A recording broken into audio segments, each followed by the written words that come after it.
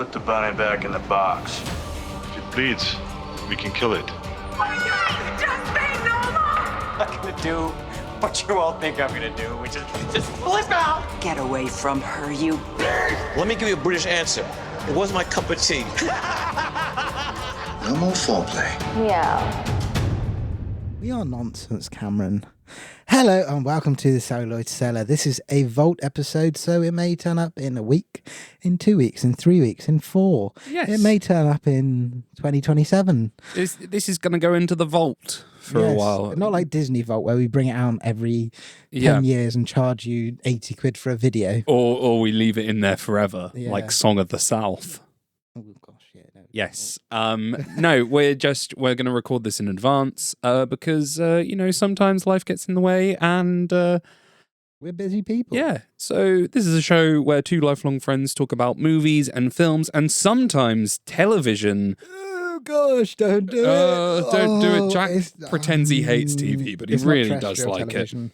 It's okay. It's okay. I suppose it's filmed on something or other, so yeah, we'll A camera. yes, a camera. Oh gosh. It's probably filmed on an Arri. Yeah. Or I don't know. Oh, it'll be filmed on an Arri, won't it? It'll be on an Arri Alexa So Mini. we're gonna talk about the TV show or the sketch comedy show. I think you should leave. We may talk about with a few Tim other little... Robinson. Yes, with Yes. Tim Robinson, not Tim Robbins. Or Tommy Robinson. Yeah, no, definitely not Tommy No. Robinson. Not Tim Rob. It's Tim Robbins, isn't it, from Shawshank Redemption and Yes. Mystic River, and Yeah. the player, and so on. Yes. And Tommy Robinson from being an absolute cunt. Strong. How is that strong? He's a Nazi. I just didn't expect you to come out with that. He's a fucking Nazi. I just wasn't. If anything, it's weak. Yeah. Okay. Look, listen right now. If you're a white supremacist listening to this, get the fuck out. Go see a shrink. Like, I don't know. We want listeners. We want listeners, but I don't know. Anyway, I think you should leave. It is a show that you told me about. So the first that I'll be completely honest. Here's some honesty.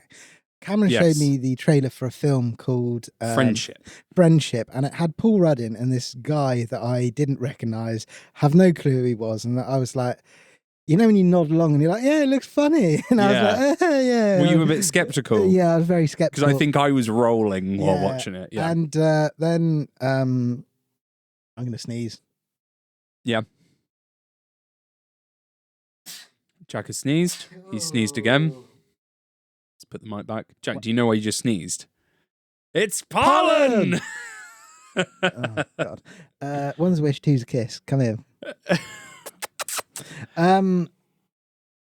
Yes. So, yes. And then You were one probably night like, after, who the fuck's this freak? Who's this guy? And then one night after recording, we had a beveragino or two. Yes. And it was like midnight, Mm. and Cameron was like, no, watch a bit of this. It's only 17 minutes long. And then like a whole season later, I was like, this is the greatest thing. You just carried on watching. You kept going, let's have the next episode. So we started at season 1. Yeah. I think we ended up watching 3 episodes together, and I was like, I need to leave because I'm falling asleep. And you were like, oh, all right, bye. And did you watch the whole season in a night? I did watch the majority of the season. There was one little bit that I think I fell asleep in one episode. Okay. But that wasn't because it was boring. It was because I was very, very, very, very tired. Yes. And then I think within about 5 days to a week, you sent me a message saying, I think you should leave is one of the greatest things I've ever seen in my life. Yes. And I agree. I think definitely that first series is... Yeah. Yeah, I think the first... I think So for me, I think the second's my favourite. I think series 1's my favourite. I think it gets a tiny bit weaker as it goes on. Yes. I would say series 3 isn't as funny. Yes. But it's kind of... So when we were growing up, comedy was much more...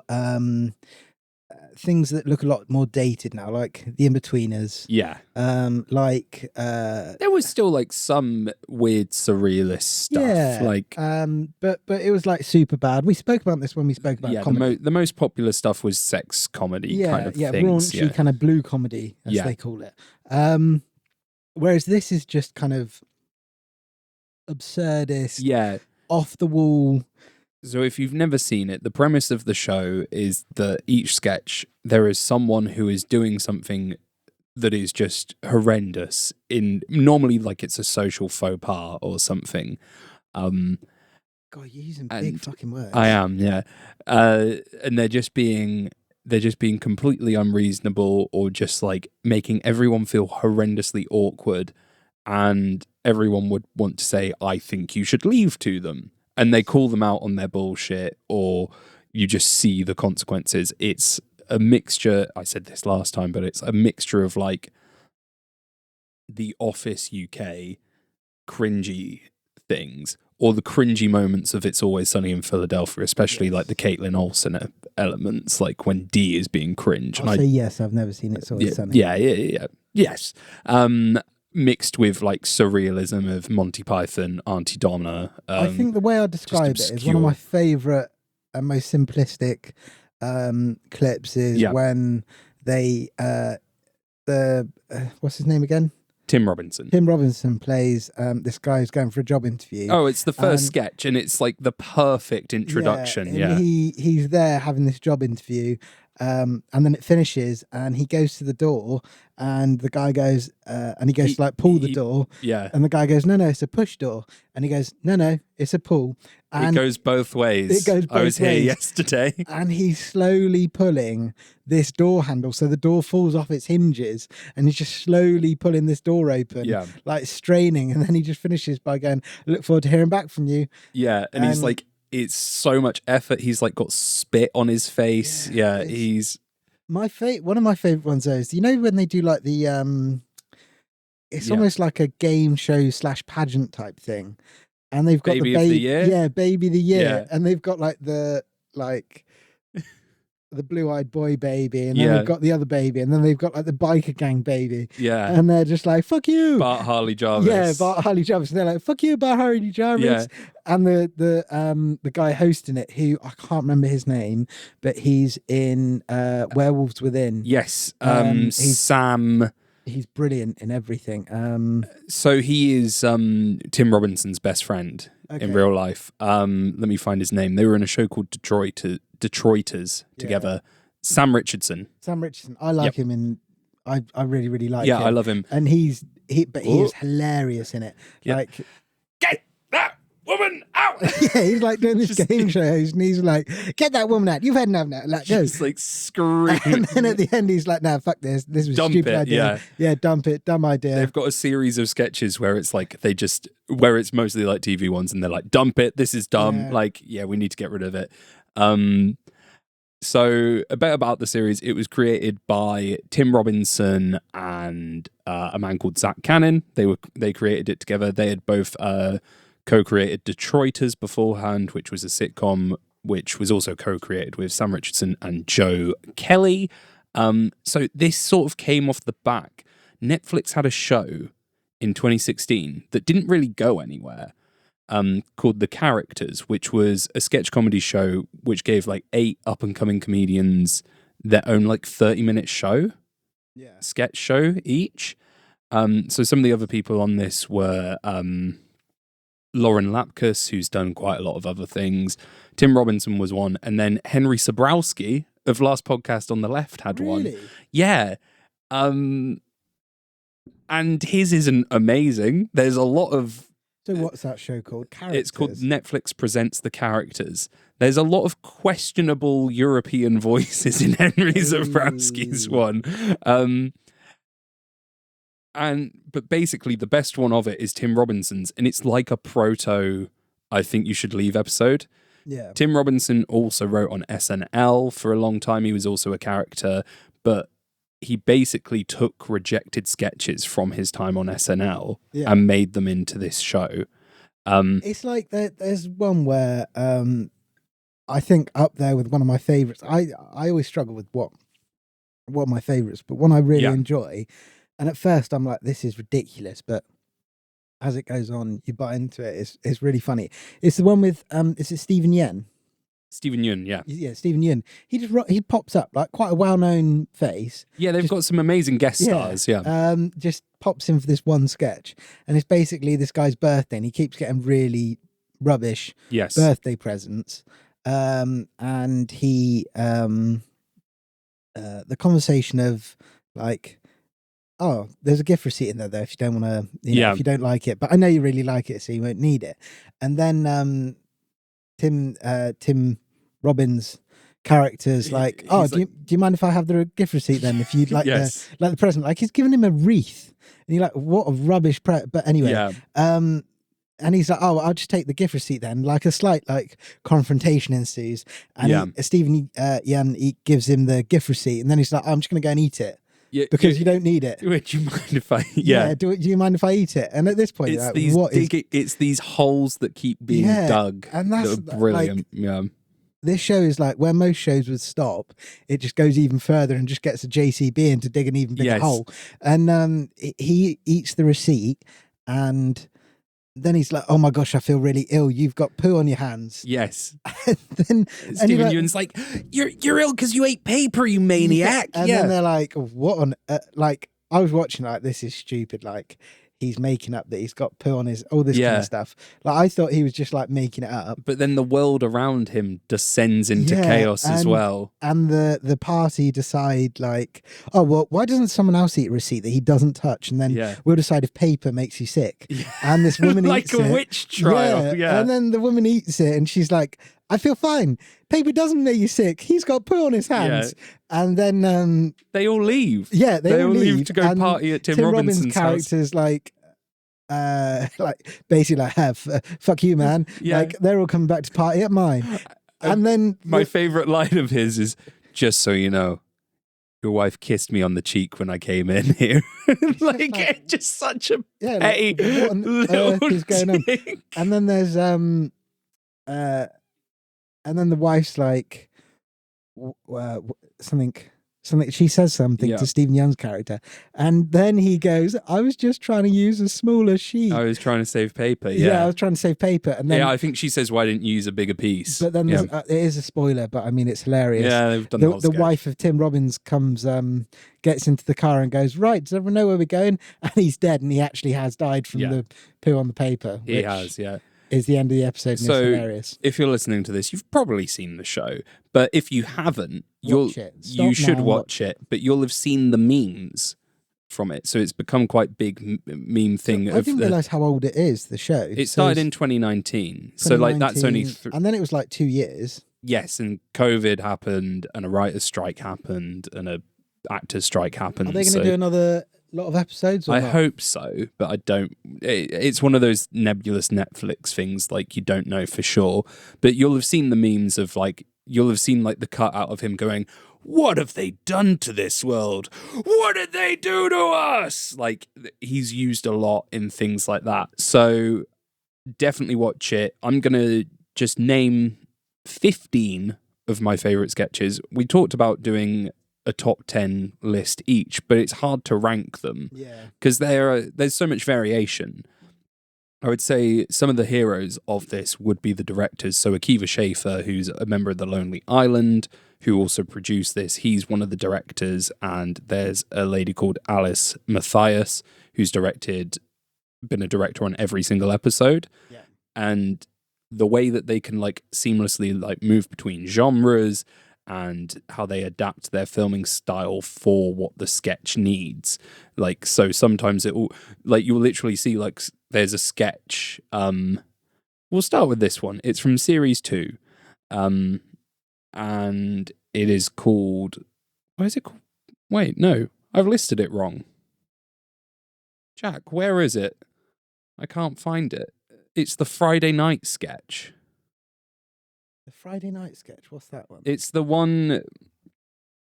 it's called Traffic. Sorry, I think it's actually season 1, maybe.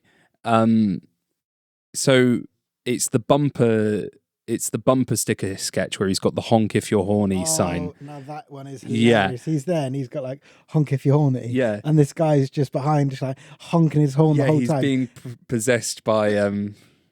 But then, so he honks the horn and then he ends up at a funeral. Yes, so we'll get to it. Yeah, we'll get to it. It's shot on that sketch is shot on like anamorphic lenses. It looks like it could be like an A24 film. There's like a soundtrack to it. Like there's like a horrible drone. So like there's times like he keeps getting followed by this guy who's like become a stalker, and he's led in bed at night, and there's like a drone going on as like you can just hear honking outside, and the guy going, ah! Ah!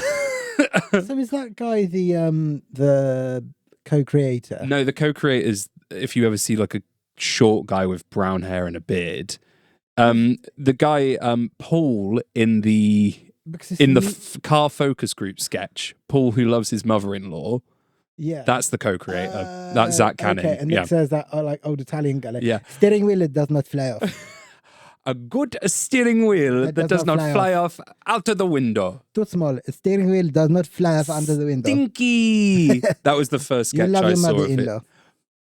Paul loves his mother-in-law. That is like, I don't know who that actor is. I don't know where they got him from. Yeah. But more of that, please. I don't know why they haven't brought him back. No, for because a anything. couple of them they do bring back. Yeah. There's that one where there's like the music producer. Yes, so that's the same guy as the Honk If You're Horny. Yeah. Colin, I think he's called Colin O'Malley. But he looks like he's trying not to break into laughter. He is always about to corpse, isn't he? The whole time, like he genuinely like looks. I don't know if he's a bad actor or what, but he just looks like he's. I'm not sure. Consistently holding back laughter. Oh, Connor O'Malley. Sorry. Yeah, he is always like just about to corpse, but he's still very funny. I think it's funny because you can tell he's trying not to laugh. Yes. So the Honk If You're Horny, he gets pursued all the way to a funeral, Tim Robinson's character. And he then has to like leave the funeral because like someone's pulled up behind his car and is just honking this horn over and over. And he goes and he like starts confronting him, and the guy's like, "Oh, I'm so horny, it hurts." And he's like, "You can't just have that sticky, you gotta have like porn on you or something to help me out." And he's like, "I don't have porn, I don't have any porn." And he was like, "I bet you got magazines in your trunk," and opens his trunk, and he's like, "I'm not gonna let you open my trunk." And the guy opens it, it's just full of porn, and he's like, so Tim Robinson gives him a magazine. But it doesn't end there, does it? It doesn't. No, I thought it ended there, but it doesn't. It doesn't. Tim Robinson walks back to the funeral and starts singing a song written for the show called Friday Night. And it's then intercutting between him singing and the guy in the car, like crying with happiness that he's been given a porno mag. And then ends with, and it's like a stereotypical, like, 2000s like inspirational pop song, like, and then it ends with him going, "Love you, mum," and it's brilliant. I would love to know where they get the ideas for this kind of stuff from. He is. It's like there's insane. a sketch that I love where these people are in a restaurant and he sees an influencer. Yes, the choking. Yeah, and he eats something and he starts to choke, but he doesn't want to be like embarrassed in front of the influencer that he really likes.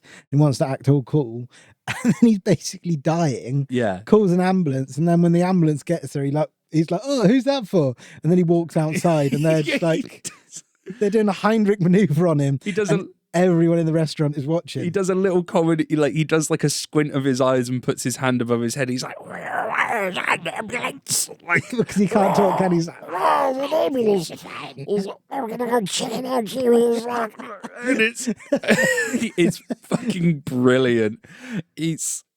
Honestly, it's one of the best things. He's quite a chameleon, that guy, in the sense that he can portray different. So I said last time he's one of the greatest actors ever, and you were like, "No, I don't think so." But I think he is. He's a chameleon. I think he's good, but he's one of those actors that's. But you believe? I think surface level he's good. I don't know what it'd be like in something. I guess friendship is going to be the test. Yeah, you know. Yeah, I think he can do like a surface level thing because all the sketches are quite short. Yeah. I think. But no, I don't. I may disagree with that. But you say he's a chameleon because, like, you believe him when there's an episode, there's a sketch called Chunky, which you can see on YouTube that has Andy Samberg of The Lonely Island in it, and it's a game show where a mascot character comes out to steal someone's points, and just pointlessly harasses the contestant. And Tim Robinson, as the host, is like, "What are you doing? You need a plan." And his anger in that is brilliant. But you believe him as, like, he can play the charismatic. He can also play the loser. There's the Ghost Horse sketch where he's the sad sack loser. Yeah. I like as well. He's really versatile. Like the episode where they see the magician, and the magician like mocks him. Yes. And then his wife is silent in the car. And she's like, "You make 10 times what that guy makes. You let him bully you. You made him look. He made. What are you on about? Yeah, just honey." And then she's like, "We'll stay together until the kids are 18 and leave, and then we'll get a divorce." But he made you look like you had a little boy dick. He got out your little boy dick on stage and jerked you off, but nothing came out because you're just a boy. And then she's like, "I will never respect you, and I'll make sure your children know that too." And you're like, "Oh my God." And then he goes back. Yeah, and then he goes back and he goes up on stage, and the magician's like, "Oh, we don't normally have returning guests." And he's like, "Well, I'm here." Like, and then he said, "I don't have a boy dick." Yeah, I don't have a boy dick. Like, completely out of context. Like, I make 10 times what you make. And then, like, the clip ends with him going, "You ruined my life." Yeah. And then he goes to punch him. Like, he can play, like, just that generic dad. He can play the like, you know, the charming guy. He's so good at doing the losers, though. Yeah. He's amazing. Like the whoopee cushion. Yes. He comes, so he's in an office and he comes in and... anytime he cries, man. Oh, it's just... It was the first one that I properly like creased up with laughter. Yeah, you were in hysterics. I think it's just so simplistic. Like, there's this office and they're going to have a meeting, and someone quickly puts a whoopee cushion on. Tim Robbins comes in. Tim Robinson. Sorry, that's all right. God, yeah. And he sits down on the seat, and like the whoopee cushion goes off, but it's just his kind of the way he responds to it. So he doesn't go like, "Oh, there's a whoopee cushion." He sits there like shocked because everyone's laughing. He's like, "Oh my God, I farted." Yeah.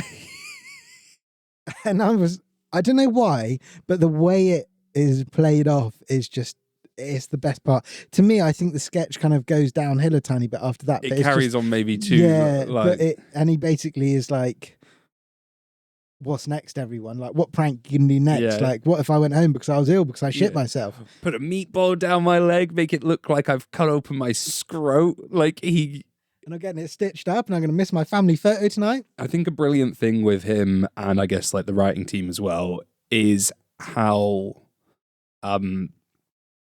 their use of just a mixture of like profane but then also ridiculously silly language. Yeah, as well. I don't think it's an offensive show in any way, shape. Oh no! Like, no one. They're not out. They're not attacking people. The only people that they're like attacking are sad men. Yeah, and at the same time, funny. Like, yeah, it's I just think it's quite a refreshing show. Like, for an American sketch comedy show, I'd say it's quite funny. Like, normally I don't find American like comedy that there's funny. Like a difference. Like, there's some American sitcoms I watch because they're quite just easy and gentle. Like, currently watching New Girl, and it's good, and there's some very funny performances. And I'd say the funniest character is the one who's most like Tim Robinson, which is Schmidt, because he's a very fragile man in it. Because I'll admit, I've never really watched any American kind of sitcom. I've never watched How I Met Your Mother. I never watched Friends. I never watched anything like that. They're good and they're comforting and they have their place, but they are not hysterical. Like, they are funny and they're humorous, but this is hysterical. I think my thing with TV shows, I don't like stuff that is made like because they have to fit a like 6-episode structure. I like stuff that, or even 22 episodes. Yeah, or even 22. Like, what did I say? 6 episodes. 6, That's British shows, isn't it? Sorry. But like, I like stuff that, like, the one good thing about Netflix is if something needs to be 60 minutes, it'll be 60 minutes. If it needs to be 35 minutes, it'll be 35 minutes. Like when we spoke about Black Mirror, if the episode wants to be 41 minutes like Metalhead, Yes. it'll be 41 minutes. Well, same with this as well. All of the episodes are short, but then there's some sketches. There's like an episode in season 2. Some episodes are like 5. They normally average around like 5 sketches an episode. There's one in season 2 that's only 3 because 2 of them are really long. So it's the wife joke at the beginning, which has Paul Walter Hauser, that actor, in it. So it's a guy at a poker night. And they make a joke about like, you gotta go for your wife. Yeah. But then it cuts to like a flashback of how much his wife has supported him and how in love with his wife he is. And he's like, Jimmy Bolognese or whatever, someone keeps stealing his line in a play. Oh yeah, and then he gets his lines out really quick. He manages to get his line out quick. Like that one. I really like Paul Walter Hauser as well. And that's brilliant. And then the other sketch that takes up the bulk of the runtime is the calico cut pants. Now that sketch, when it starts, so the guy comes out of the toilet, doesn't he? And he's got a bit of pee on his legs. Like typical, like every man's had it. He's wearing these chinos, and he's like, no. Someone comes in and saves him. Yeah. Someone's like, oh, you missed a bit to him. Yeah. But then Tim Robinson comes in and goes, oh no, they're made like that. And then the sketch goes from there, and it is... Yes. Whenever you think it's going to end, it doesn't. It just gets worse. I would say that one, there are times where it does delve into more of like a psychological thriller, upsetting, like... I would almost say that area. was like Fight Club, almost. Like it's... Yeah. It's like he's going around the office and like, you have to give. And that is like... It almost goes into like men's like... secret society, like stonemason type thing. Okay. I wasn't thinking. I get what you mean with that. Yeah, I didn't even think about that. So I saw part of an interview online with Sarah Silverman, who is a funny woman who's been a comedian for years, and she was talking about how much she loves this show and she thinks it's brilliant. And she had a really good take on it, which I hadn't even considered before, but that all of the sketches are like about toxic masculinity. I think a lot of them are. They are, yeah, but I hadn't even like considered it. Like, I think it's one of those shows that if you want to see that, you can. If you don't, it can just be a funny time. But about like how men are so stubborn that they won't give in. Like the door one is a perfect example. Yeah. Like, oh no, it goes both ways. Like, I can't be seen to be wrong or weak, or like when it's about like.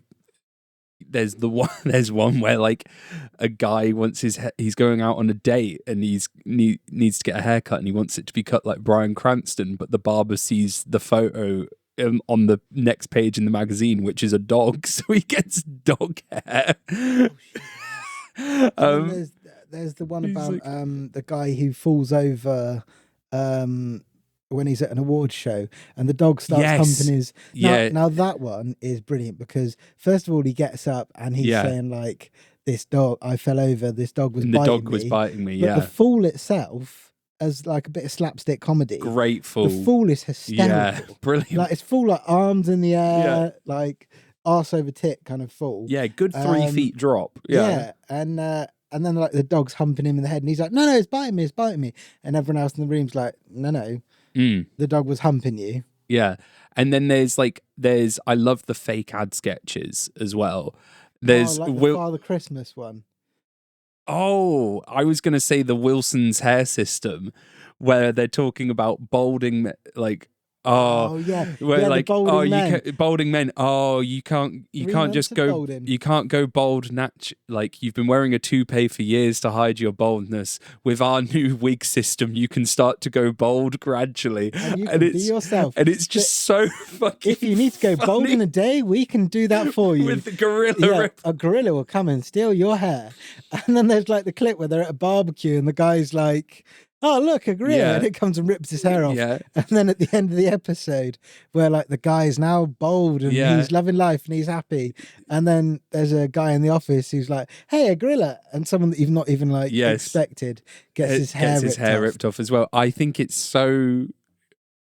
That one's so genius at just like how obsessive, like, because it's one of the only things like men don't often wear makeup. Like some men do, but like hair is a big thing, and we've even talked about it on the pod Oh, before. Mate, we both know. If we ever go bald, we're both getting a trip to Going Turkey. on Turkey. We're going hand in hand together. Yeah, right on the credit Yeah, card. exactly. But I think it's so funny that like it's just taking like it's like showing how ridiculous the obsession of what is a natural process is. Like it's a bit like the what's the Tuggy t-shirt one. TC Tuggers. Yeah, TC Tuggers t-shirt, and then it's like included into a like teen. It's a comedy, teen, it's like a teen drama of like a Riverdale kind of thing, but it's like Riverdale High is brought to you by TC Tuggers, and then the head teacher is like this absolutely demented.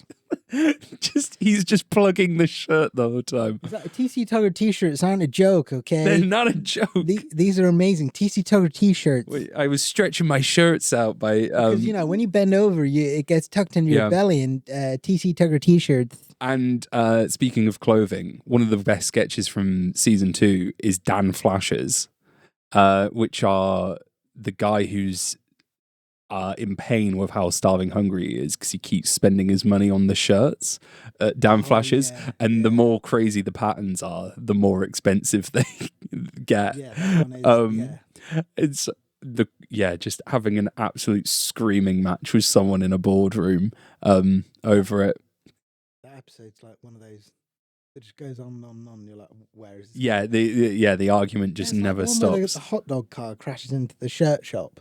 Yeah, the suit and suit shop, and he just goes around and he's like stealing the shirts. Yeah, and he has a line in it where he's like, "We don't even look at porn on our laptops anymore. We watch it on our phones," and he's using that as a distraction so he can keep stealing things. He's like, "We're so desensitized." It's definitely the kind of show that is fun with your mates watching with a few beers and. Just, like chilling. Yeah, I know we've basically just relived all of these sketches and not as funny, but it's like that is how I first watched it. We watched the whole of the first season after a few drinks, I would say, at a mate's house. They first showed us the car review sketch. The one that a good steering wheel that does not fly out of the window sketch. And I was like, brilliant. And then we watched the whole season in that night. And yeah, just stunning stuff. Do you have any other sketches or should I run through? No, you got to run through your... So I think we mentioned it briefly, but Laser Spine Specialist, which becomes the music producing one. We've talked about Chunky. We did the traffic and the Friday nights. I also very much like from season 1, one of the first sketches, which is the "Has this ever happened to you?" which is the fake law ad. Oh yeah, no, that was funny. Yeah. But great stuff all around. An iconic one of the ones that went very viral quickly, and one that you should definitely type. So if you've not seen the show, you're interested, type in "I think you should leave Corncob TV" onto YouTube and just watch that. Corncob TV is the home of the hit show called Coffin Flop, which is just body after body falling out of coffins. Oh yeah. Yes. Yeah. Majestic. And there is some heartfelt stuff in there. He does play the loser well, and he can make you sad. I think the Ghost Tour sketch is... I don't think I've seen the Ghost Tour sketch. Do you not? No. It's the one where he goes on an adult ghost tour, and the guide says that you're allowed to swear. Oh, and no, he keeps I have seen swearing. That one. Yeah, and then the guy's like, "What are you doing?" Yeah. Yeah, no, I have seen that one. Yeah, that one's hilarious. And then he gets in the car and it's his mum. It's his mum. But then you see like she's got trinkets of like the Virgin Mary and stuff on her dashboard. So you just see that he's like a really sad guy who just wanted to like go out and like try and like she's like, "Did you make any friends, sweetie?" Not really. Like he's just a sad guy who wanted to like go out and fit in, and he's a weirdo who got told, "Oh, you can swear," but he doesn't socially know how to do it, so he's trying to do it to fit in around him. I mean, it's reading a lot into that sketch, but it's heartbreaking. It's so funny at the beginning, And also then when he comes out from having a cry in the cupboard at some point, and he's like, I'm not trying to be funny, not trying to make a joke, but like comes out and then says, if any of these fuckers ever popped out with a big old cum shot on their face. Oh, just awful. Very good. There is the Qualstra trial, also known as Brian's hat. Oh, is that the one where he's got the hat with the sun guard? The fedora with the safari flaps in the back. Majestic. Yeah. That is my sister's favourite sketch. Wonderful. That is a fun. I was rewatching some of these in bed last night, and I was like wheezing. Like I thought I was going to have an asthma attack. Yeah, it is quite wheeze-inducing. I think sometimes would say as well it gets better with a rewatch. The show. I think when you know what's coming, it can be quite funny. Yes. You're anticipating it, and then like the reveal, and there's like different little things each time, like that get you, like that may not have made you laugh before, like the fact that he has dice in his pocket and he doesn't want any, but he's too embarrassed to tell anyone. Yeah, I forgot about that bit. Like, what is that all about? But I don't know.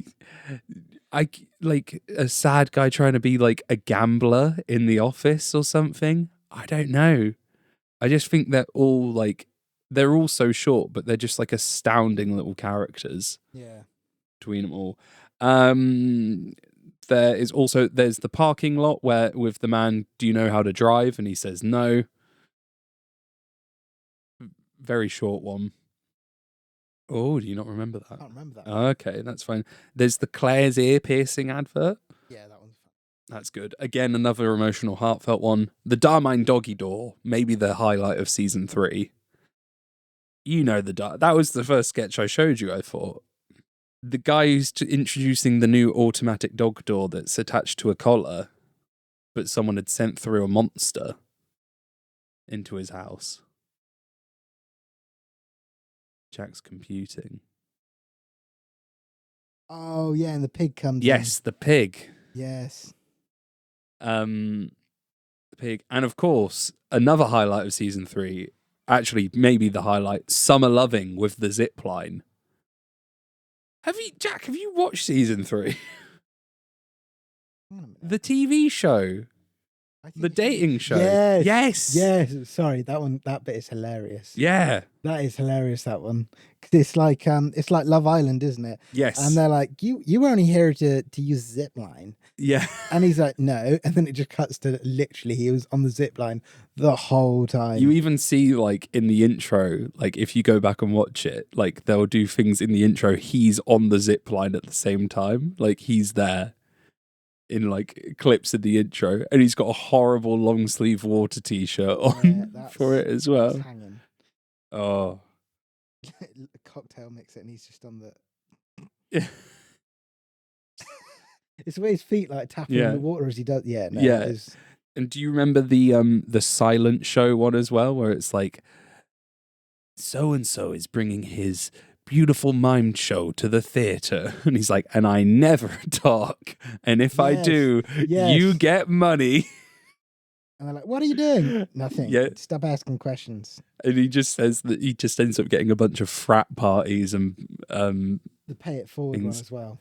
Yes. He's at the he goes to a like McDonald's fast food takeaway thing, and he goes, do you know what? Can I pay for the meal of the guy behind me? Yeah. And she's like, oh, that's kind of you. And he's like, well, and then he races around. Yeah, he races around and orders like 55 cheeseburgers, 55 French fries, 55 hot dogs. Yeah. And it's like $500. Yeah. And then the guy behind like pays it for, but does it. And then there's a woman. Is there a woman behind There's a woman, him? who he cuts off to be like, no, let me do this, And then she's like, what? Pay it forward. And then she does the same. 55 cheeseburgers, 55 fries, 55. It's just the fact that finding the number that 55, like instead of saying 100, it's funny. Somehow finding that 55 was the funniest number to go for in that situation. Don't know how he does it. Brilliant stuff.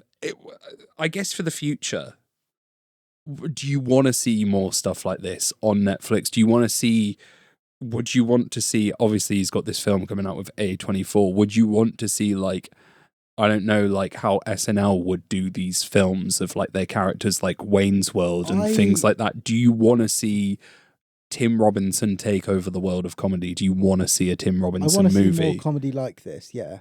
Yeah. I think this is what it's just stuff that makes you laugh, really. And I know that sounds really stupid and simplistic, but it's not worrying about. Now, obviously, comedy is always rooted in some kind of commentary on society.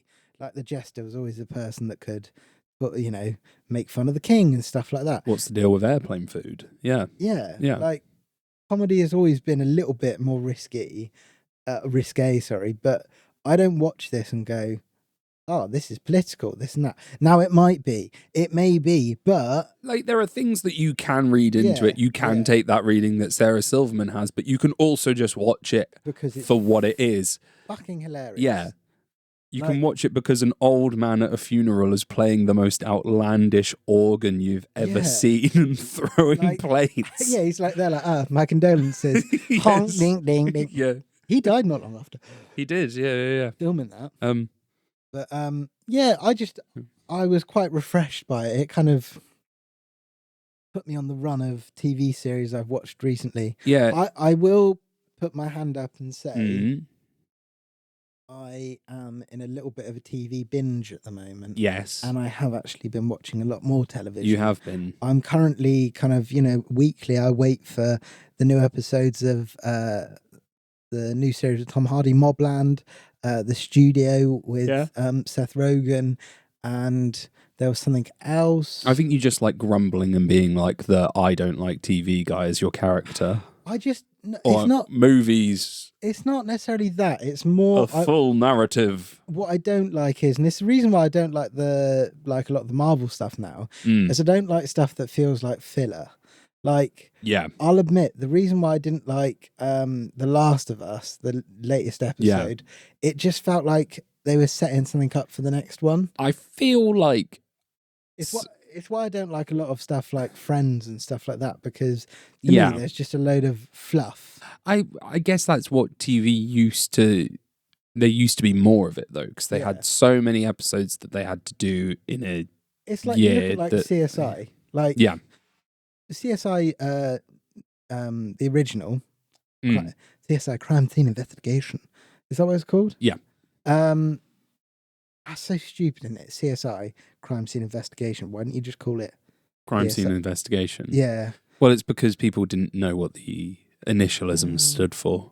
CSI Miami used to be my favourite, but it's not anymore. But like that, I know full well there are some episodes of that show that are absolutely insane. Yeah. Like there's the episode we spoke about before that Tarantino did. Yeah. The coffin one. Like that I rate. Like there are probably some episodes, sorry, I'm just sorting my mic out. Yes. There are some episodes of House that I imagine are very good. Yeah, there'll be like standout ones. But it's when people are like, oh, there's, a couple of episodes that aren't great, and this season wasn't great. Like, look at like Grey's Anatomy. Like, Christ, that's been going on for like... It never ends. Yeah, it never, ever, ever, ever ends. Yeah, it's just, it was a completely... That's like still in the old style model, and there's still shows that exist like that. Like there's all the 911 shows. What was it? On was ABC? Not Wolfgang Peterson. Dick Wolf. Dick Wolf, yeah, he was the kind of... Dick Wolf. He was the dude. Yeah, he still is. Law and Order. Yeah. Created that. Like, because my mum will still sit down and watch like Law and Order or Criminal Minds and stuff like that. Yeah. I always find it really funny. It would be like, should we go and watch this action film? Oh no, far too violent. But sat at home watching like there's some serial killer that's like cut people's eyelids off. Yeah, my mum does the same. She's like, oh, I don't like horror films. I don't like that. And she watches. One of her favorite shows of all time is Breaking Bad. She loves Yellowstone. But apparently, so I was listening to another. I think it was a Pilot TV podcast. I may be wrong. I can't remember exactly, but I think it was on there that they were talking about it. And there's something to do with like the comfort that you get from watching a show like Criminal Minds or like Law and Order and stuff like that. Because I think a lot of the viewership is often Older. predominantly female. Oh, okay. No, Maybe. I believe that is what it is. I may be wrong. Please, no one come back at me. But No I do. letters. I find what you mean. It's like the amount of times that I'll hear my mother go, "Oh, too violent," or "Oh, I don't like things like that," and then like she will watch like nasty stuff. Like she's watched all of Game of Thrones, but then like she'll be like, "Oh, I don't want to hear about a horror film that you and your sister have watched," and I'm like, The Babadook has got no violence. Yeah, there's like comparatively, Yeah. you've actually watched something a lot more like distressing than I have. But there it is. I guess, as you say, I think as we've gone along and there's been more shows that are like, set narrative, 10 episodes, there is less filler. Yeah. It's like, but then there's just so much to watch. It's like the latest, and I've spoken about it a fair bit, but it's one of the things I've watched recently. The latest series of 1923. It was 7 episodes, and that's Is there only 1 or 2 of those? 2 series. 2. So I mean, it's basically one big series though. Yeah. I would argue you can't really see where the join is. Like I started watching 1923 while the second series was out, and I couldn't tell where the change was. Yeah. Oh, he sneezed. He sneezed again. He sneezed again. Bless you. Bless you, my boy. Kiss, 3's letter. Pollen.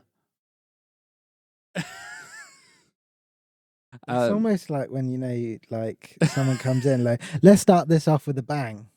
Bang! Yeah, bad joke. Yeah. Is what it is. Well, I guess I won't be Tim Robinson anytime soon. Sorry, that feel really mean now. No, it's all right. I'll just cut it out. No, I'm in control, Jack. Oh, shit. Just so you know, you can do whatever you want here. I can do whatever I want. I can make you look like a fool. Jack's very good for the audio medium. Jack's currently put down his headphones over his eyes, so he looks like the guy from Star Trek. Yes, Geordie LaForge. The fact that you know that shows great knowledge of television. I don't know that. I like Star Trek. I like some Star Trek Next Generation. Star Trek's got some really great stuff in there. Yeah, I know, but everyone says that, but there's just too much. It really does. There is too much. I feel like it's one of those things, like people tell me, like, oh, this happened, and then this happened. I'm like, wow. And then they filmed it on a 20 quid budget, and I'm like, I just can't be asked. It's like, how can you watch I would love to see all of Next Gen, but how can I do that? As if you say, I think watching week to week new stuff coming out. This is why I struggle with TV, because a lot of the time when you review a TV show, now say if you had reviewed, do you remember Dracula that came out in 2020? Oh, Dracula! Yeah, I didn't watch it because I hated the end of Sherlock. Yeah. Oh, why did you hate the end of Sherlock? Oh my God, Sherlock got awful, man. Sherlock got bad. It didn't get that bad. Oh, it got horrendous. I thought it got so bad I did not watch the final episode. Really? I hated season 3 and 4 of Sherlock. Does that especially include what's the one? Abominable Bride? Yeah. Which episode's that? Where they went back in time. Yes. You didn't like that episode? I liked some of it. I liked Mark Gatiss in the fat suit. I think Mark Gatiss is a bloody good actor. He's a pretty good writer. I like his Christmas ghost stories. I think they're mostly very good. And I think he should act in more things. But I don't always like Moffat and Gattis's writing. I think they disappear up their bums. So, Dracula, brilliant. First 2 episodes. Yes. First episode is incredible. So it's who's the character that goes to Dracula's the lawyer? Jonathan Harker. Jonathan Harker. Yeah. That's my phone. Ignore that.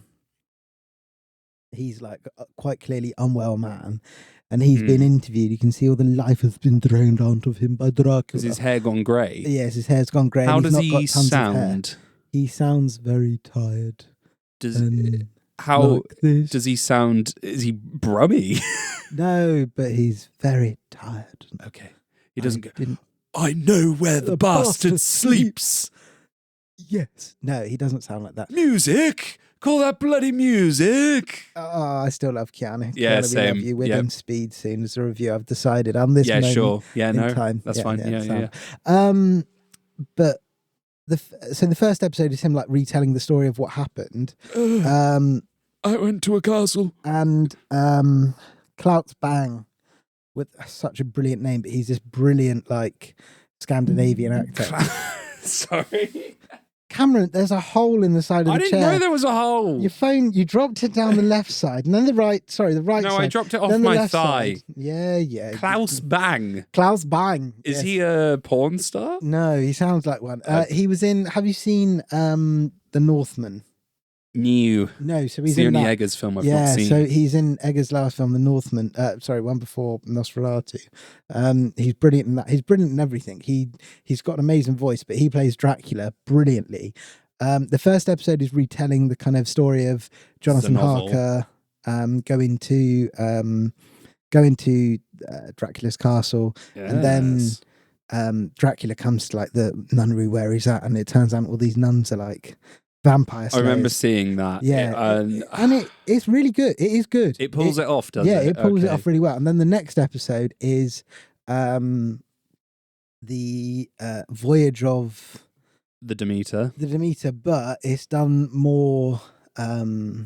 It's done like, imagine it's more of a like leisure ship type thing. And they're all on the boat, and Dracula's amongst them, but they don't know who he is, and A all bit this more kind of a stuff. Death on the Nile kind Yeah, of vibe. yeah, yes, definitely Or Murder that. on the Orient Express, yeah. And then That's interesting. yeah, I can't. Then the next, basically, it goes to present day. He then gets an iPad. Basically, but it's Yeah, that's what the Weekly it Planet would just call it. Dracula with goes- an iPad. absolutely off the boil. Well, that's how I found the final few series of Sherlock. I remember watching season 3 and people still saying it was good, and I was like, that's bad though, and they've not answered But questions. it's a bit like apparently Star Trek Picard started really well for the first like 2 or 3 episodes, and then it goes completely off the Oh, boil. Picard's meant to be, the first 2 seasons are meant to be awful, Yeah. but then season 3 is meant to be good because they got a different showrunner, and it basically became like a revitalization of Next Gen. Huh. Season 3 is meant to be actually like Patrick Stewart is still going in that. spectacular. Yeah, he looks. That's the one where he's the most tired, but I think all the writing around him is better. I don't like. What's your thoughts on the fact that obviously the Doomsday, is it Avengers Doomsday? As the cast has been released, Yeah, and they've got Ian McKellen and Patrick Stewart back. Like what? oh, I don't know, man. They just want people to go into the cinema. They saw that it worked for Deadpool and Wolverine. Like, Yeah, but I know there's a joke in it that they'll be getting Hugh Jackman to play Wolverine till he's 90. I genuinely wouldn't be surprised if they do. yeah, Patrick Stewart is like, he's old. Like He's very old. Ian McKellen's 85, 86. Yeah. Patrick Stewart's the same. They got him back for Doctor Strange already. Yeah, but that was a couple of years ago. Like, It was, yeah. I mean, let's face it, your frailty speeds up a bit in between. Well, to be fair, for the character he's playing, he's not going to have to do a lot of walking. Can I say that? Should I cut that out? I don't know. I don't know either. I don't know if I want to laugh on You can laugh. It's, what? I mean, can it's I? not, Should I cut it's that not, out? I don't know. I don't know. Listen back to it and see. Yeah, what- I'll see. See how you feel. See how your gut tells you. But it's true. it's Like, not- that's not me saying anything derogatory No, about but it's him. not an overly physical role, is it? It involves a lot of No, sitting. it's not. It's a lot of sitting. There's But he not just has much- to put his hand to his forehead and go, Yeah. Eric. Eric, come Eric. on. Like Ian McKellen's really starting to look frail. I think I would have I think I'd be more excited if, say, they got like the middling cast of like, you know, James McAvoy and Michael Fassbender. that's what I was going to say. Well, I was going to say those two, but Yeah. then you put them in with your James Marsdens and Rebecca Romaines. So you do a hybrid between the Yeah. two, Because because let's then you're face it- thinking long game as well. And also, James McAvoy and I mean Michael Fassbender is not a million miles off the age that Ian McKellen was when he started. Well, that's exactly it. Like Peace Stew and McKellen are getting older. Yeah. Peace Stew's already ended on a high note twice. Yeah. Like McKellen ended on like a decent enough note with Days of Future Past. Yeah. The other guys died like a wet fart in Dark Phoenix that no one saw. Like I didn't see it. I didn't see because that Apocalypse was so bad. Yeah, Apocalypse was a joke. Fuck me, Apocalypse looked like a Power Rangers character. Yeah, there was all of that at the time, but like it's yeah, like it's I don't know, it's just baiting people at this point. It literally feels like. Whereas, like, I don't know. I don't know if I want to tie it back into I think you should leave, but it doesn't feel like it respects me as an audience member anymore. I think the problem is as well, it's like, I remember when Thor Ragnarok came out, and it was like 6 years into the whole Thor character. We'd seen him in Avengers, in Thor Avengers, Thor Dark World, which was a misstep, Thor Avengers 2. Age of Ultron. Yeah. And then, like, do you remember the sketches that came out of Thor hanging around in like an Australian office or something? Yeah, with he was in a key, Australian office or like, with like his roommate. Yeah, and like that was brilliant. I don't know what inspired them to do that, but I was like, now this is funny. Yes.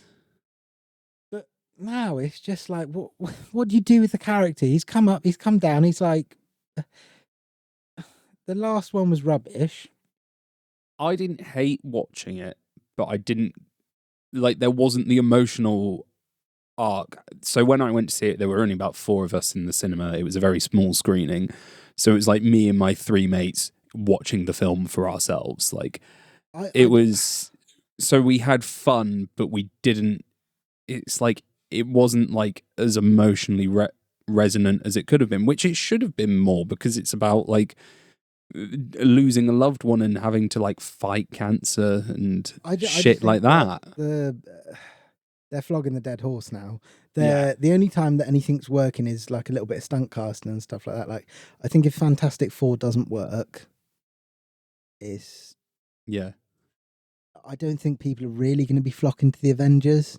I don't know anyone who's not like a nerd who's online that's excited for Fantastic Four. Like, other than us in, like, a similar space like this, I don't know anyone who's actually, like, a generic person. Because I think that's a thing that both Hollywood and lots of people who are terminally online need to remember, is that not everyone is like, consuming all of this media and getting all the YouTube stuff and things. And I'm trying to, like, fight that in my algorithm so that my... recommended doesn't look horrendous. I try and have more consume different things, but it's I just think the whole Marvel thing is kind of, I wonder if they're trying to bring back the spy genre a little bit as well, because you look at some of the films that have come out and you've got The Amateur, you've got, is it Black Box, the Steven Soderbergh film? Yes, I think so. I think that's what it was. Michael Fassbender. No one went to see that. We should have gone to see that, we should have gone to see that, not The Amateur. Yeah, we should have done, sorry. Yeah. And there's kind of a few things on TV. I just don't really know if they know what the next kind of big genre is, other than maybe video games. Maybe we're getting to that age now where the video game kind of Video games. As in like the genre. Yeah. Oh well, video games have been better moneymakers than films for like a decade. Oh yeah, I know that. Yeah, industry's huge. Hollywood is dead. But I think the good time to start a film podcast. Yes. Hollywood's dying, baby. The main, we can document it as it goes down slowly. Yes. And we'll rise to the top of the pile of ashes. Oh, yes, baby. Yes. I think the thing that, my kind of closing comment on the whole, I know we're talking about Netflix and so on, but I think what has caused the problem we've got now is, although it seems like not that long ago, but 2019, you had Netflix and you had Amazon Prime. Mm-hmm. Disney Plus was... just starting. Yeah, just starting.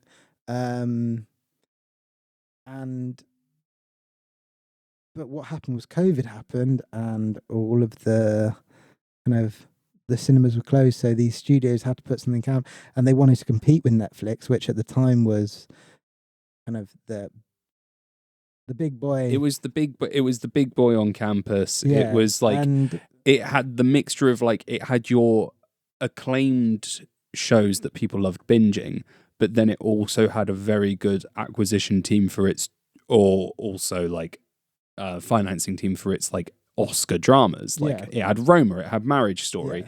There was like a really good time when it was like it was doing great film work. Not like people always talk about like how it's mostly slop and the only good film's Extraction on there, but it has some really good small films. Whereas now you've got Paramount Plus, you've got MGM, whatever it is, MGM Plus, HBO, whatever it is they're doing, or I don't know what they're part of. So that's Max, which in the UK they have an annoying thing because all of their stuff is with Sky, which is Now TV. So that's like where they fall over. So they can't do the international market as well because they've shot themselves in the foot. 'Cause here they have Now TV/Sky. In Australia, it's Binge and Foxtel. So they've already done these arrangements that have made it really difficult for themselves for this new model. But you've got Hulu, you've got which just Amazon goes to Disney Prime. Plus here, yeah. You've got Apple TV. Apple TV, I'd say, is probably the highest kind of. It's the highest quality. They lost $1 billion last year though, because it's just advertising for Apple. Yeah. But that doesn't matter to Apple. That's right off. For Apple and Amazon, it doesn't matter. Allegedly, they owned they owed Ireland $4 billion in tax, like in 2019 or something. I think wouldn't I read. be shocked. Yeah, and they just said, "Nah, fuck off." yeah, yeah, Ireland would like, okay, all right then. yeah. Wouldn't be shocked. But I would say Apple TV bring out the best quality stuff. But yeah, I just think it's kind of that vicious cycle now of everything goes to streaming. Like, what's the point? Well, Black Box has already gone to like premium video on demand. I still remember when which is insane. Like, if you kept it in the cinemas for longer, we could have gone and watched it like this week, couldn't we? Yeah. Like that could have been our next review. But now it's almost like I still remember watching on the news when they're like, this DVD came out 3 months after the film was released. And you're like, what? Now it's literally out of the cinema and straight into your DVDs. Yeah, it's Well, just it's not even DVDs, but onto streaming. Yeah, it's like instantaneous. Yeah. Which is like, there's pros to it, I guess, if you want to rewatch something. But it's like, how are these things going to make money if you don't let them just sit there? And again, we've talked about ticket prices and things before. I was going to say, like, when we were talking about I Think You Should Leave, I don't know if I said it, but I was like, for these bleak times, especially when you're watching disastrously sad Black Mirror, I Think You Should Leave is the perfect pick-me-up show / joy show.